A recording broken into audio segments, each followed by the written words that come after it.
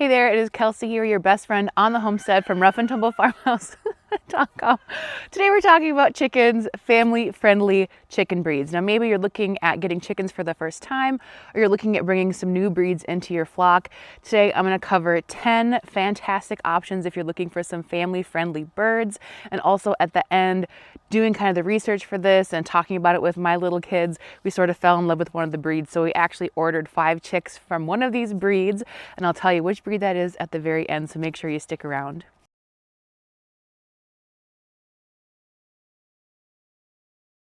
Maybe you're like me and you have young kids in your home.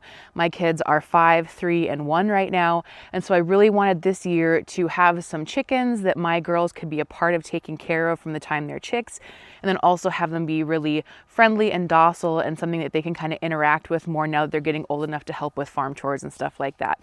So that is why I really wanted to focus on getting a family-friendly chicken breed and why I did a bunch of research and then of course picked the one I will tell you about. So the first breed we're going to talk about today is Americana. The earlier version of these, and you can still find them around sometimes, are also called Aracanas. Americana is kind of a newer breed of them. They took Aracanas and crossed them with some other stuff to get Americanas. Americanas are a really wonderful option. They're a very popular type of chicken. They're really loved because they lay beautiful blue, sometimes even greenish colored eggs. They also come in all sorts of colors, even with the breed standard. They don't have to be just this color or this color. Americanas can be sort of a pretty silvery color. They can be almost kind of a calico color. They can be sort of a slate gray color. They're really very pretty. So they make a great bird. We have them here on the farm. We pretty much always have at least a few in our flock. They do great foraging, and they also apparently do really well in backyard situations. Next on the list is a breed called a Blue Andalusian. Now this one does better sort of in more moderate to warmer temperatures. We did actually have a Blue Andalusian sort of on accident. When you order chicks from a hatchery, they almost always throw in, if you say you're fine with getting one, they will throw in a rare chick, and it's usually a rooster because they always have extra male chickens usually at hatcheries. And so we ended up with a Blue Andalusian. He was absolutely gorgeous. We named him Bertram. He was the sweetest rooster. I loved him so much. Unfortunately, we lost him to a predator, but he was in our first batch of chickens we ever got on our homestead. We had Bertram. He was so gentle with the other chickens. He wasn't aggressive with the females at all. He was very calm and friendly and chill around us. I just loved him. And then actually that kind of went on with future generations, because then his son, which is very clearly his son, was our dear River, who was one of our favorite roosters. He just passed away this year at the ripe old age of 6, which is pretty old for a free-range rooster. And so we also liked him because he was very calm around our kids, very friendly, good with the ladies, his ladies again too. So they're just a really neat breed. So they're a lot more docile. They're going to lay a white egg for you, and they're actually considered more of an exotic breed. So they're kind of a little more on the rare side. Another chicken that might be worth checking out if you're looking for family-friendly chickens are black Australorps. Now these are another great breed that do well either in a backyard setting or also in a free-range setting like we have our chickens here. They lay brown eggs. They're very prolific layers, so if you want a lot of eggs, that is a really good chicken option for you. They can do well in colder climates like here in Minnesota, but one thing to consider is they do have a larger comb.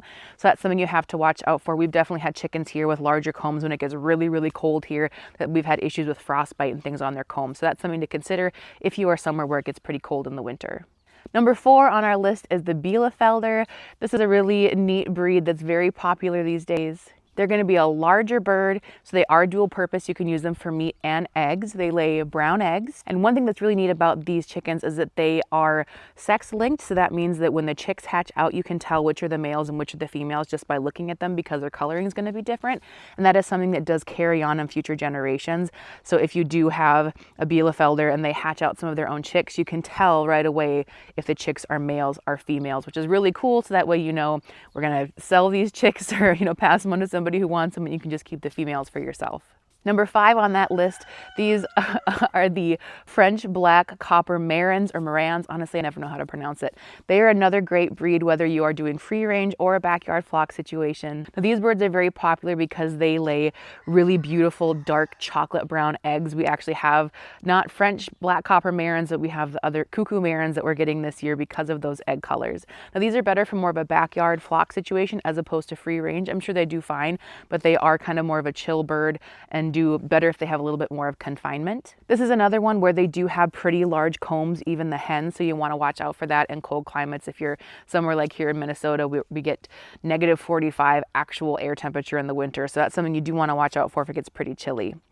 Another thing to keep in mind about these chickens is they do tend to be sort of the bossy gals in the coop. So if you do have some really, really docile birds, you can expect that these girls are probably going to kind of rise to the top. Or if you do have another more sort of dominant breed, they might kind of butt heads a little bit. So keep that in mind. Number 6 are Orpingtons. Orpingtons are very, very popular among backyard flocks. People also have them on homesteads and things like that. So they do okay in a backyard or in a free range situation. They lay brown eggs. The birds themselves come in several different colors. You can get buff, which is kind of a really pretty like orangish sort of color, like gold orangish color. You can get chocolate Orpingtons. Some friends of mine are huge fans of chocolate Orpingtons. And you can also get them in white as well. They're a very, very popular breed, so they are ones that are typically pretty easy to find. They are a larger breed. They're pretty fluffy. They're going to lay brown eggs for you, and they're just a really great option for adding to any sort of family situation. Number 7 is a Plymouth Rock. Now these are cool because they are considered an American heritage breed. There again are a lot of different varieties when it comes to kind of color and patterns of feathers for this particular breed of bird. You can get buff, you can get barred. They also have something called a silver penciled, which is really, really pretty. They're considered very good egg layers. They're going to lay brown eggs for you, and they also are a more cold tolerant breed. Number 8 on our list are Polish crested. Now we have actually raised some of these. My husband, he is Polish in one part of his family, and so he really wanted to try having some Polish cresteds on the farm. I can't say I recommend them for a homestead type setting because, as you'll see, Polish have really big fluffy kind of feathers around their heads, which makes them a really fun backyard bird or just kind of a neat chicken to have around. But it does make them more susceptible to predators because they just can't see because they have those feathers. But they are very sweet birds. They're a smaller size. They're going to lay a smaller egg for you as well, a white egg. They are also incredibly fierce mothers. We still have, I think we got our Polish 5 years ago maybe. We still have one original Polish hen in the coop. She will hatch out other chickens' eggs. They will sneak off. They're very sneaky and hatch eggs and all of a sudden come out with like 15 babies. And even though they're a smaller bird, if you come up to them or their babies, they will puff up like a little turkey and they will tell you who is boss. They're very, very good brooders and very protective mothers. But too, as long as you're handling them a lot and stuff like that when they're little, I think they'd make really, really excellent sort of pet/livestock to have on your farm or in your backyard. Number 9, and this is a breed I definitely am going to be ordering next year because I really want to try them out, are called Welsumers. They tend to be a little bit of a bigger breed. They're kind of puffier, so they are also a dual purpose breed. They're just kind of a meatier bird. They lay brown, kind of darker brown and speckly sort of eggs, and that's honestly why I want them is because I'm always trying to go for that beautiful eggscape in the carton. They're also known for being incredibly cold hardy and being a very, very docile breed, so another great option if you've got little kids.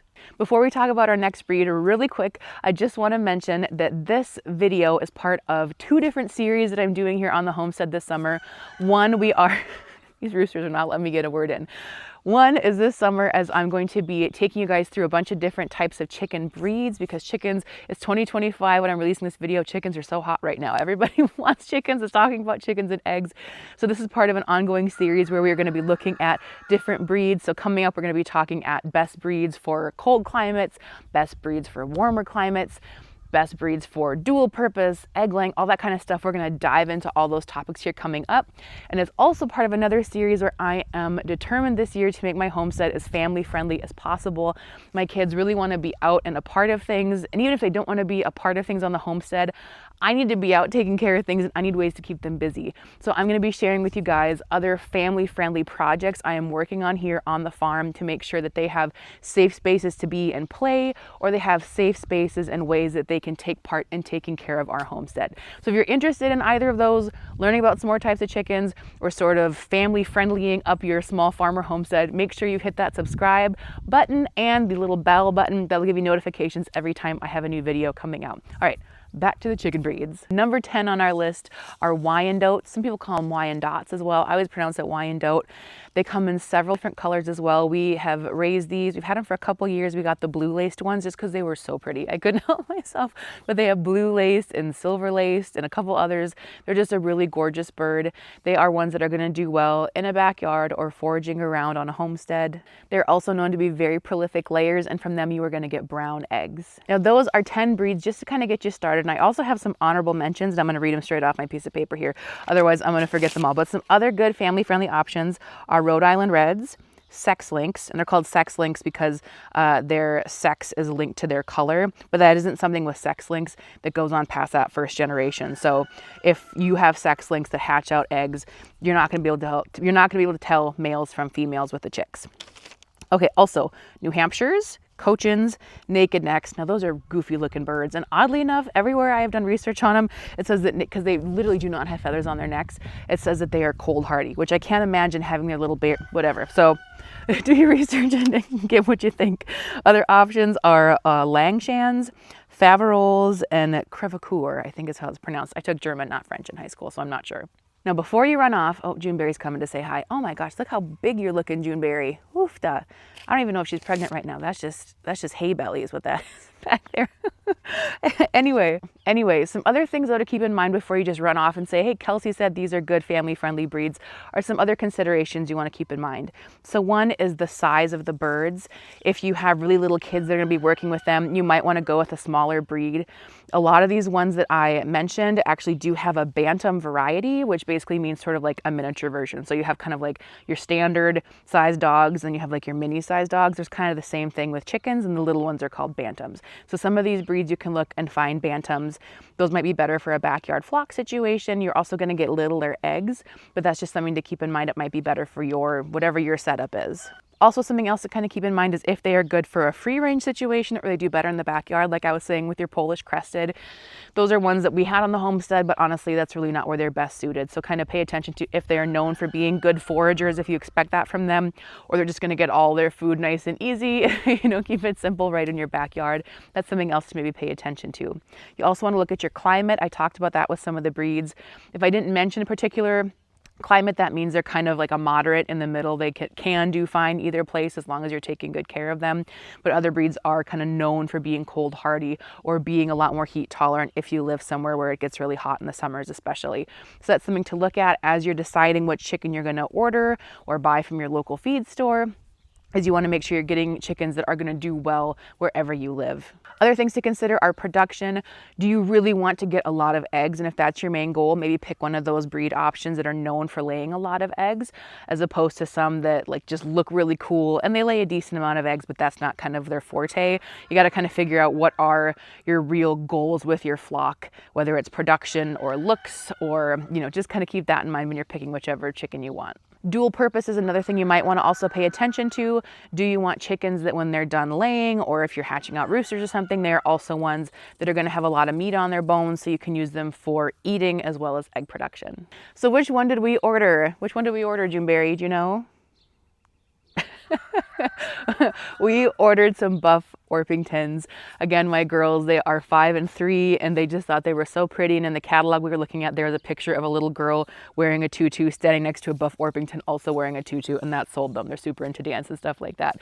So we are going to be getting some buff Orpingtons here in July, and I'm going to kind of follow along our buffs from when we get them to, my daughter's kind of handling them and taking care of them all the way up to them being full-size hens and laying their first egg. So if you're interested in kind of following along with our buff Orpington journey, make sure you subscribe to the channel so you don't miss any of that. If you found this really helpful, or if you're just getting started with chickens and you really want someone to kind of hold your hand and take you through that process, we just launched the Rough and Tumble Farmhouse chicken keeping course. I've had laying hens for over 15 years and I have a ton of experience with raising them. And so I put kind of everything I think a person needs to know in one neat little package. I will link to that below if you want to check that out. I will also put a course discount code in there so you can get it for even cheaper.